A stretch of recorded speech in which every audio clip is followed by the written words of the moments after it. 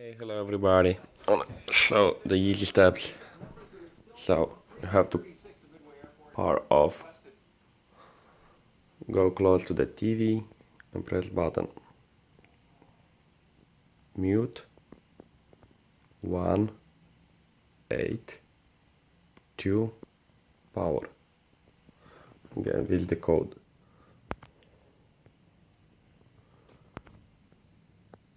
So again, it's a mute 182 power.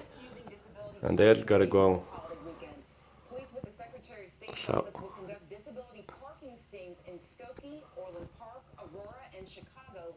Anyone caught misusing a disability placard could face a 6-month suspension of their driver's license and a fine. The mystery behind a fatal hit-and-run crash. so I'm gonna go the option Kyle Hopkins turned himself in and admitted he hit and advance. killed a man in Chicago and LaSalle. The victim Press was in OK. a crosswalk when he was struck on Sunday. Hopkins faces one count of failing to report an accident Option. resulting in death. Displays investigators And then just press factory reset.